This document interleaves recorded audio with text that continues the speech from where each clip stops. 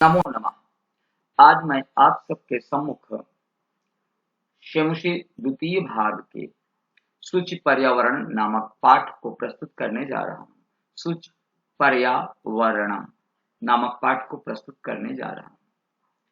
प्रस्तुत पाठ आधुनिक संस्कृत कवि हरिदत्त शर्मा के रचना संग्रह लसत लतिका से संकलित है। इसमें कवि ने महानगरों की यांत्रिक बहुलता से बढ़ते प्रदूषण पर चिंता व्यक्त करते हुए कहा है कि यह लौह चक्र तन मन का शोषक है, जिससे वायुमंडल और भूमंडल दोनों मलिन हो रहे हैं। कवि महानगरीय जीवन से दूर नदी निर्झर वृक्ष समूह लता कुंज एवं पक्षियों से गुंजित वन प्रदेशों की ओर चलने की अभिलाषा व्यक्त करता है। यहाँ महानगरीय सभ्यता का दर्शन करवाते हुए कवि ने बताया है कि सभ्यता मशीनी सभ्यता है, जो निर्दयी राक्षस की भांति मानवीयता का भक्षण कर रही है।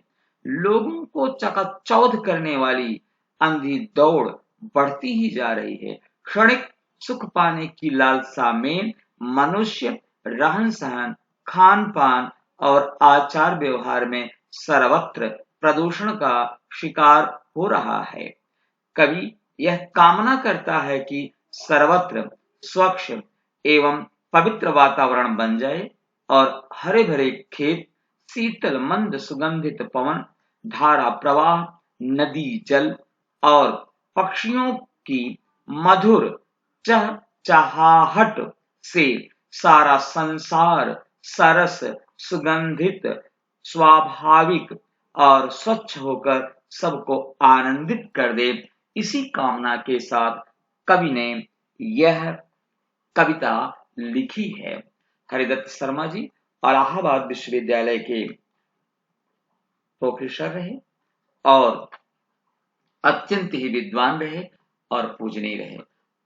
जी, इस कविता का उच्चारण और अर्थ मैं करता हूं, क्योंकि इस समय हरिदत्त शर्मा जी हैं, तो शायद मेरी इस कविता को सुनने के बाद उन्हें कैसा लगेगा मैं कुछ कह नहीं सकता हूं, लेकिन वह अत्यंत बुद्धिमान, विद्वान और श्रेष्ठ गुरुजनों की श्रेणी में आते हैं, तो शायद वह अगर मेरी कोई त्रुटि होगी तो क्षमा करेंगे।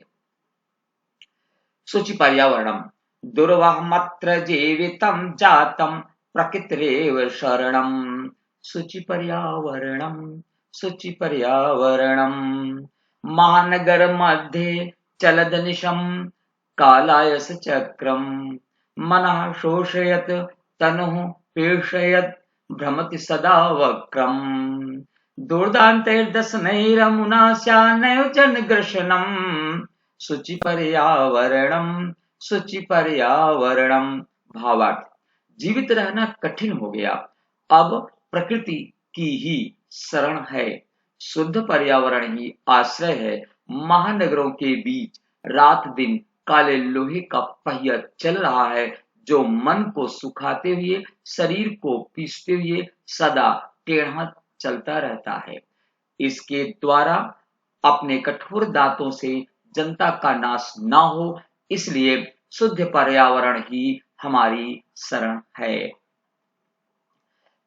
कज्जल मलिनम धूमम मुंचत सतसकटीयानम वाष्पयान माला संधावति वितरन्ति ध्वानम याननां पंक्तियो ह्यनन्ता कठिनं संसरणम शुचि पर्यावरणम, शुचि पर्यावरणम। भावार्थ: सैकड़ों मोटर गाड़ियां काजल की तरह मैले काले धुएं को छोड़ रही हैं। अनेकानेक रेलगाड़ियां चारों ओर शोर करती हुई दौड़ रही हैं। गाड़ियों की पंक्तियां अनंत हैं, जिससे चलना कठिन हो गया है। इसलिए शुद्ध पर्यावरण ही हमारी शरण है। तीसरा है वायुमंडलम भृशम दूषितम नहीं निर्मलम जलम कुत्सित वस्तु मिश्रितम भक्ष्यम समलम धरातलम करणीयं बहिरंतर जगति तु बहुशुद्धीकरणम् शुचि पर्यावरणम। भावार्थ, आज वायुमंडल बहुत प्रदूषित हो गया है और जल शुद्ध नहीं रहा। सारी खाने योग्य वस्तुएं आज अशुद्ध वस्तुओं से मिलावटी हो गई हैं। सारी धरती मैली हो चुकी है। इन सब अशुद्धियों को दूर बाहर करके अंतर जगत अर्थात मन, बुद्धि आदि को बहुत अधिक शुद्ध करना चाहिए। शुद्ध पर्यावरण ही हमारी शरण है। कंचित कालम नैमामस्मान्नगरात् बहुदूरम् प्रपश्यामि ग्रामान्ते निर्झर नदीपयः पूरम् एकान्ते कान्तारे क्षणमपि मे स्यात् सञ्चरणम् शुचि पर्यावरणम। भावार्थ, कुछ समय को मुझे इस नगर से बहुत दूर ले चलिए, जहां गांव की सीमा पर जल से भरी हुई नदी और झरनों को देखूं। निर्जन जंगल में मेरा क्षण भर के लिए भी भ्रमण हुए। शुद्ध पर्यावरण ही हमारी शरण है। पांचवा है, हरित तरुणाम ललित लतानां माला रमणीया कुसुमावली समीर चालिता स्यान्मे वर्णीया नवमालिका रसालं मिलितां रुचिरं संगमनम शुचि पर्यावरणम। हरे भरे वृक्षों की सुंदर लताओं की सुंदर माला, हवा से हिलाई गई फूलों की पंक्ति मेरे लिए सुंदर हो। आम की नई पंक्ति रुचिपूर्वक प्राप्त हो। शुद्ध पर्यावरण ही हमारी शरण है। ऐचल बंधो खगकुल कलरव कुंजित वन देशम पुर कलरव संभ्रमित जनेभ्यो धृत सुख संदेशम चाकचिक्य जालम नो कुर्यात् जीवित रसहरणम शुचि पर्यावरणम। भावार्थ, हे मित्र, पक्षियों के समूह की आवाज से गुंजायमान वन में चलो। नगर की आवाज से परेशान लोगों को धैर्य के सुख का संदेश दो। नगरों की चकाचौंध भरी दुनिया कहीं हमारे जीवन की रस का हरण न कर ले। शुद्ध पर्यावरण ही हमारी शरण है। सातवां और अंतिम, प्रस्तर तले लता तरु गुल्मा भो। पुनः सुने कि प्रस्तर तले लता तरु गुल्मा नो भवन्तु पिष्टा पाषाणी सभ्यता निसर्गे स्यान् समाविष्टा मानवाय जीवनं कामये नो जीवन मरणम शुचि पर्यावरणम। भावार्थ, पत्थर के तल पर लताएं, पेड़ और झाड़ियां पिसे नहीं।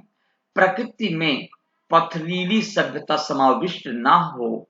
मैं मनुष्य के लिए जीवन की कामना करता हूं, जीवित मृत्यु की नहीं। शुद्ध पर्यावरण ही हमारी शरण है। कवि ने इस तरह से 7 श्लोकों में पर्यावरण की शुद्धता और कैसे जीवन जिया जाए उसके बारे में लिखा है। और आज वाणी यहीं तक।